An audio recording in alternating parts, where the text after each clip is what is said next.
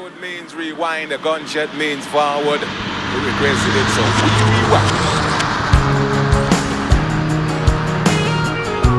We're finally in the second gen Dodge Cummins. It's a 2001 like dipping diesels. It's got 99,000 miles, 24 valve. This has got an 8-inch Skyjacker lift kit on it, rolling on 35 12.5 R20 butt terrain tires, and then the wheels are fuels. I'm not sure of the exact model. This thing sounds like.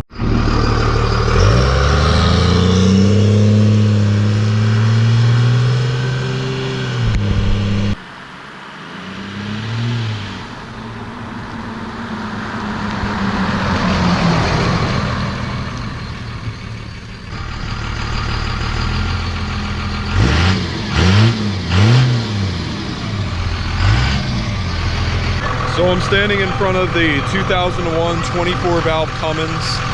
It sounds very nice. The truck has at least an 8-inch Skyjacker lift kit on it installed already. It has 35-inch tires, probably going to be upgrading to 37s.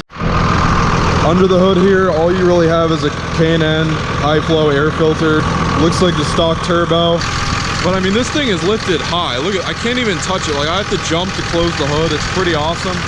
Other than that, it's just the stock engine besides the lift kit is the pretty cool thing about it, because I'm going to be wanting to do these mods on my own. Underneath, it looks like you might have a custom gear ratio, because previously there was 37-inch tires. Now it's only 35.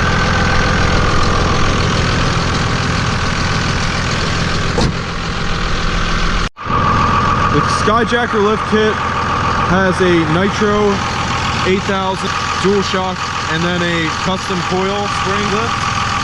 You can see it has sway bar right there, traction bar. It has airbag suspension in the rear, so it does make the ride a little bit better. But because of the solid axle, it's never going to be as good of a ride as a IFS. But I'd still prefer the solid axle to be able to run the huge massive tires.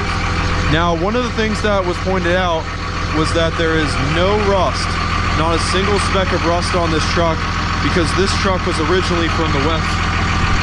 The custom gears again, a custom diff cover, and then it has huge lift blocks in the back. Probably going to want to switch those out with leaf springs because the ride will be a lot better.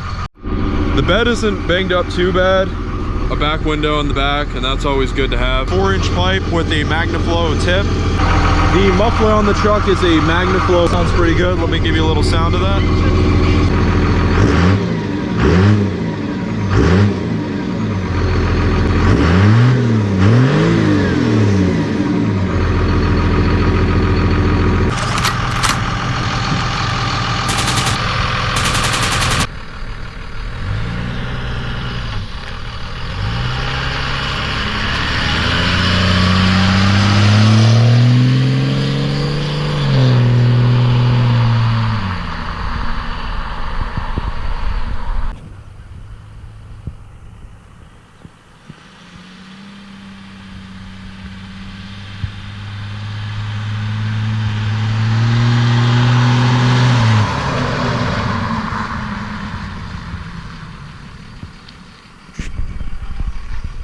So I am sitting up so high right now in the Skyjacker 8-inch lift. It's insane. The MagnaFlow exhaust is pumping out fumes right now. I cannot get over the way this sounds. Not gonna lie, this is the hardest. Oh, he's following us.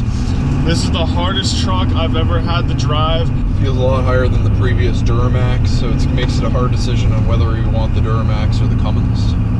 Very true about that. We're sitting way higher than the last truck we were just in. Trump sign. Which way do you think we should go? Anywhere to turn around, dude. I don't know. Woo! Alright, so it's always super fun trying to figure out where we're going to turn in these things. Whoa! Cummins 2500 24 valve turbo diesel. Can't get over the beautiness of it, making me second guess getting a second gen. Whoa! P2. Whoa! Whoa!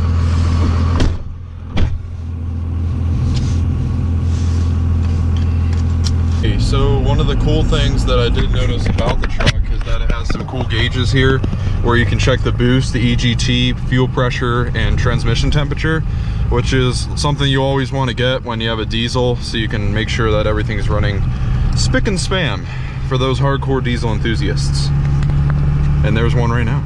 Okay, so as long as the price is right, Brandon's gonna be making the deal here. I think it's about time I invested myself in a second gen.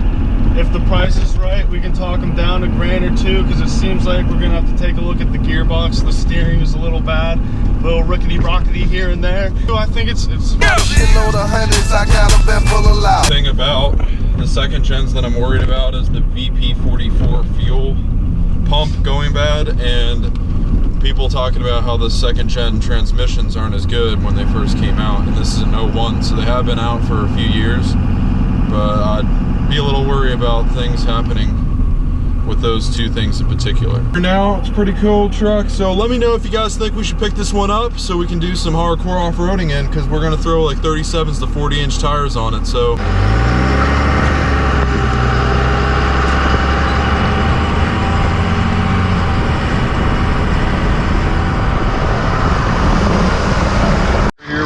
Checking out the sound of the 2007 6.7 turbo diesel.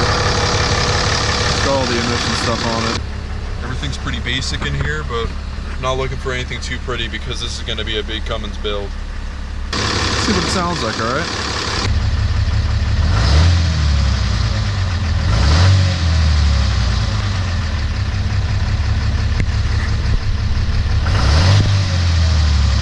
Price too high, I won't buy.